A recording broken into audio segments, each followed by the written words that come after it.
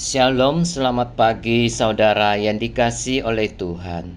Kitab Rut pasal yang pertama ayat yang ke-15 dan 16. Berkatalah Naomi, telah pulang iparmu kepada bansanya dan kepada para alanya. Pulanglah mengikuti iparmu itu. Tetapi kata Rut, janganlah desak aku meninggalkan engkau dan pulang dengan tidak mengikuti engkau. Sebab kemana engkau pergi, ke situ jugalah aku pergi. Dan di mana engkau bermalam, di situ jugalah aku bermalam. Bangsamulah bangsaku, dan Allahmulah Allahku.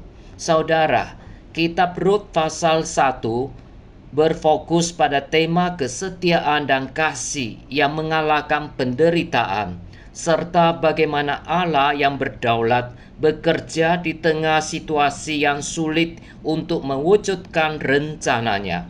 Rut, sang menantu bangsa asing, menunjukkan komitmen luar biasa kepada Naomi dan Allahnya Naomi, menjadi dasar bagi kisah yang penuh harapan dan pemulihan yang berlanjut di pasal-pasal selanjutnya. Apa yang dapat kita pelajari dari Rut pasal 1? Yang pertama, kesetiaan Rut di tengah kehancuran. Setelah kehilangan suami dan kedua anak lelakinya, Naomi memutuskan untuk kembali ke Bethlehem. Rut yang awalnya adalah orang Moab menunjukkan kesetiaan yang mendalam kepada Naomi, bersikeras untuk mengikutinya dan menjadi bagian dari keluarga serta kepercayaan Naomi.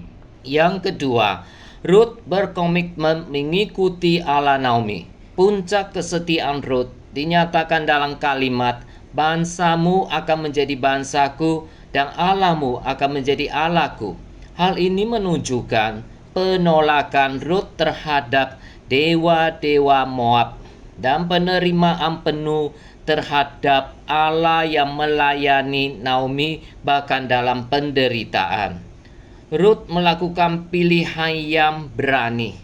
Panggilan untuk pulang, Naomi mendengar bahwa Tuhan telah memperhatikan umatnya dan memberikan makanan di Bethlehem, sehingga ia memutuskan untuk pulang ke tanah air. Ia mendesak menantu-menantunya, yaitu Rut dan Orpa, untuk pulang ke kaum dan dewa mereka masing-masing. Namun, Rut menolak untuk meninggalkan Naomi dan menyatakan komitmennya yang luar biasa. Bangsamulah bangsaku dan Allahmulah Allahku. Ia rela meninggalkan tanah air, keluarga, dan dewa-dewa Moab untuk mengikuti Naomi. Kisah ini mengajarkan tentang pentingnya pilihan yang didasarkan pada iman dan kesetiaan. Meskipun Orpa memilih tinggal, Rut memilih untuk mengikuti Naomi dan Allah Naomi, dan ini menjadi titik awal berkat dan perubahan dalam hidupnya. Yang ketiga, pelajaran tentang penderitaan dan kehilangan. Kisah ini berlatar belakang masa para hakim, sebuah era yang penuh dengan kemurtadan moral dan spiritual, yang menggarisbawahi betapa beratnya kehilangan yang dialami Naomi. Namun, di balik kesedihan dan kehilangan itu, ada gambaran tentang harapan dan kebaikan yang akan datang.